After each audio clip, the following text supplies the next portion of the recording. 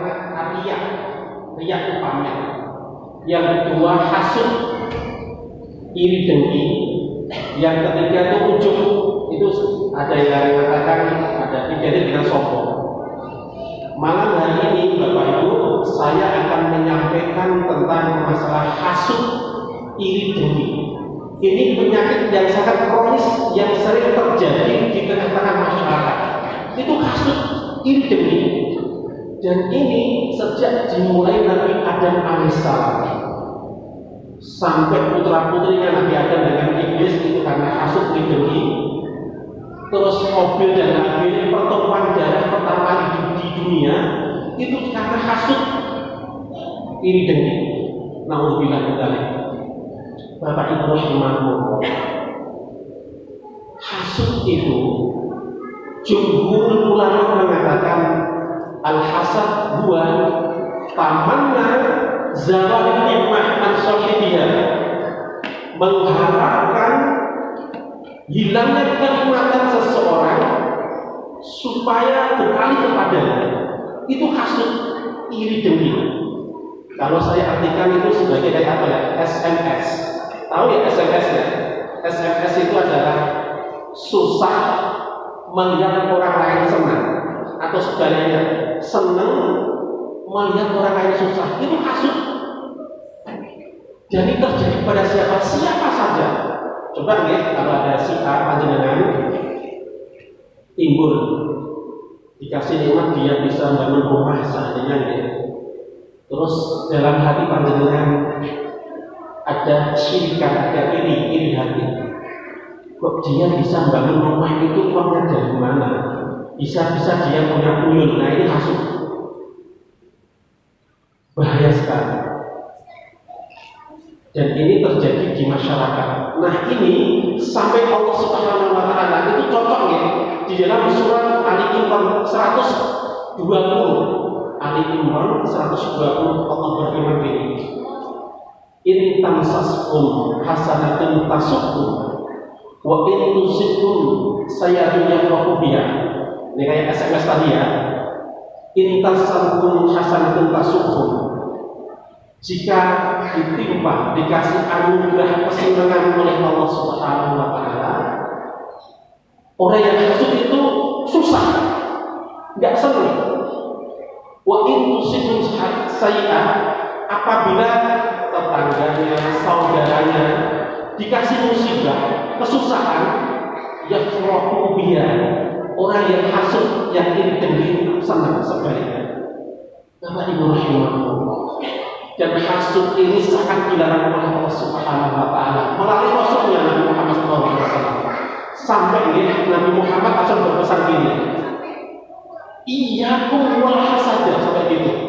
Iyyakum wal hasadah, jauhi, hati-hati masalah hasud. Fa innal hasadah, kata Rasulullah, karena sesungguhnya hasud, iri dengki, ya'mul hasanah, menghapus, melebur kebaikan-kebaikan.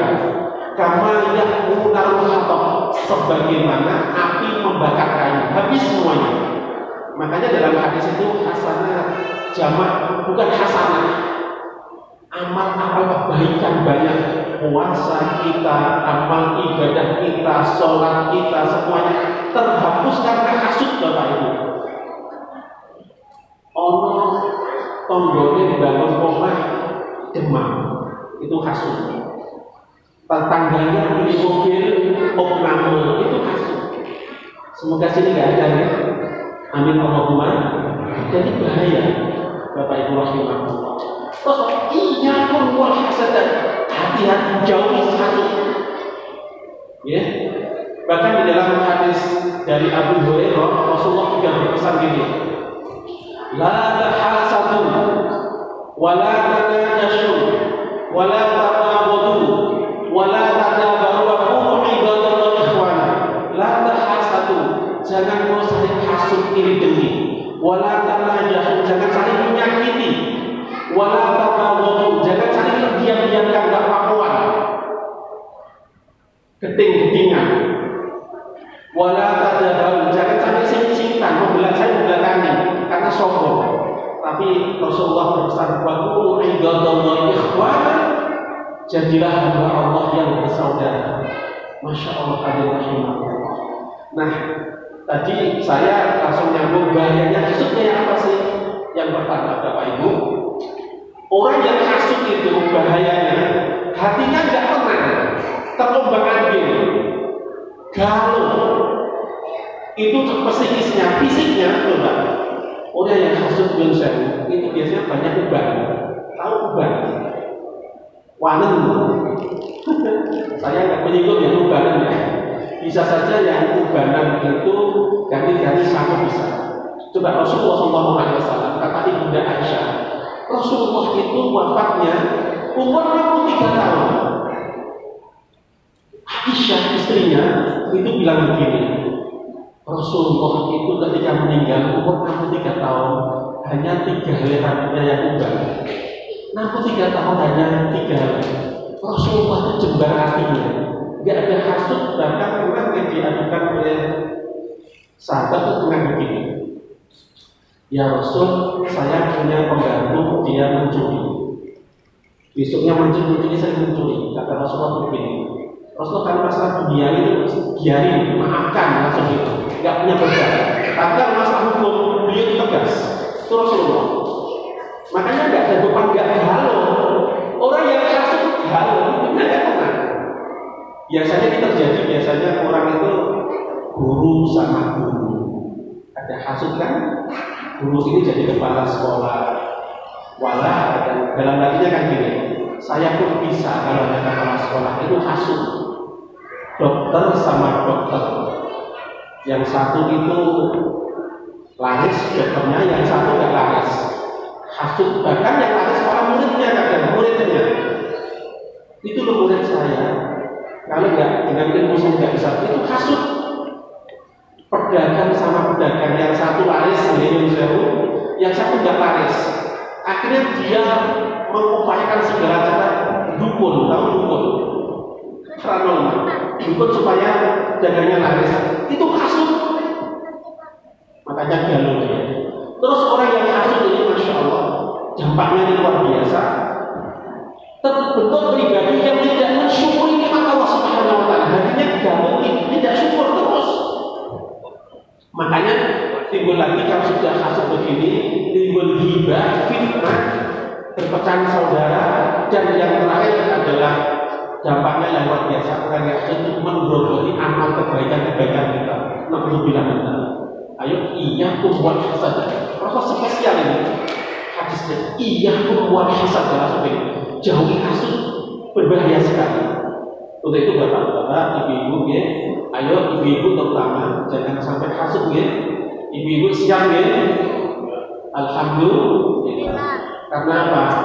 Hasud ini coba Allah Subhanahu Wa Taala, Nabi Adam, putranya Nabi Yusuf itu mulai dari hasud. Ada surat Yusuf. Surat Yusuf itu ada ayatnya, ada 111 ayat. 90% hampir mengisahkan kisah Nabi Yusuf alaihissalam. Dari 111 ayat. Dari itu ayat 3 saja Allah langsung menginformasikan pada Nabi Muhammad ini, ya Muhammad, nahnu naqussu 'alaika ahsanal qasas. Ya Muhammad, aku kasihkan sebuah kisah yang terbaik untukmu. Masya Allah.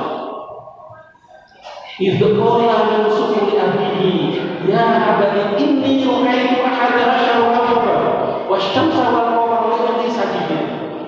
Yusuf itu dalam ayat keempatnya mengatakan, wahai ayat tadi malam saya bermimpi seakan-akan ada 11 bulan, 1 matahari, 1 bulan bersujud kan gitu.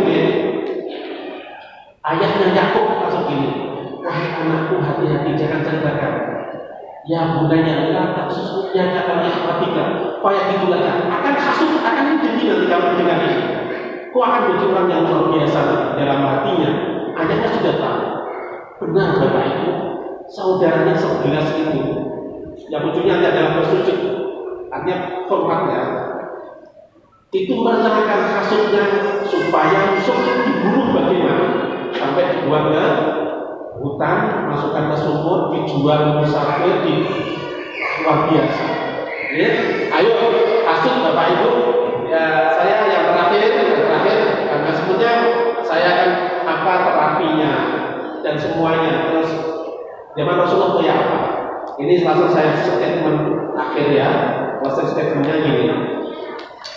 Pada zaman Rasulullah SAW itu Rasulullah itu dalam majelis begini, Rasul bilang gini, wahai sahabatku, sebentar lagi ada surga datang.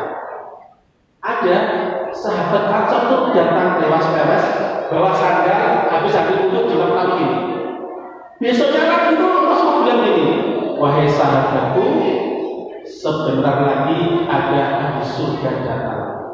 Sama orang itu bawa sandal, habis wudhu, lewas-lewas jalan di depan Rasulullah begitu. Besoknya juga begitu. Yang membimbing Ali bin Abi Thalib, Abdullah bin Amr bin As itu, masa sih Rasulullah kan mengatakan ada satu sahabat Muhajirin yang ahli surga. Kok ada sahabat Ansor dia sekarang di surga? Ini apa sih? Dia lagi investigasi. Nginep ke rumahnya sahabat Ansor izin. Dia investigasi loh. Amalnya biasa-biasa saja, nggak ada yang istimewa. Sholat malamnya juga biasa. Kadang nggak puasa dengan kamis. Atau terus terang begini. Apa sih wahai saudaraku, sahabat Ansor, kamu dikatakan Rasulullah sebagai ahli surga? Loh, dia kaget. Saya nggak punya amal apa-apa. Yang terakhir bilang gini. Wahai Abdullah bin Amr bin As, yang tadi investigasi itu Abdullah bin Amr bin As. Ke rumahnya nginep 3 hari. Dan Rasulullah itu sampai begitu ya sahabat itu luar biasa. Nginep 3 hari, langsung bilang begini. Saya nggak punya amalan apa-apa.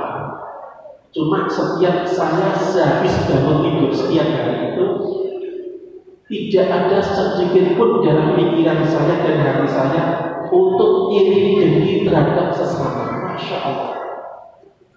Langsung Abdullah bin Subhanallah, wahai saudaraku, inilah yang mengatakan kalian penghuni surga.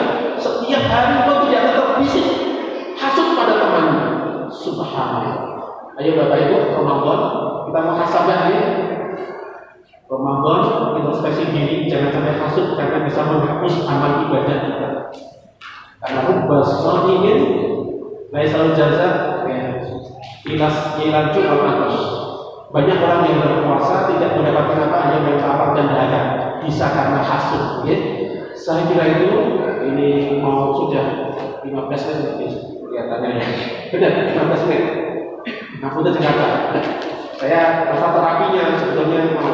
Tapi yang jelas Bapak Ibu, Al-Hasyr ayat 10 ada kata doa. Doanya begini. Rabbana ighfir lana wa li ikhwanina alladziina sabaquna bil iman wa la taj'al fi qulubina ghillan lil ladziina aamanu rabbana innaka ghafurur rahim. Itu ada begini. Wa la taj'al fi qulubina ya Allah, jangan tanamkan di hati kami ghillan lil ladziina, iri dengki terhadap sesama muslim. Ya, itu doanya. Al-Hasyr ayat 10. Banyak berdoa itu, selipkan doa itu, insya Allah terhindar dari hasut karena ini punya kronis di tengah masyarakat. Nah, untuk yang kata bila kita berbalik Assalamualaikum warahmatullahi wabarakatuh.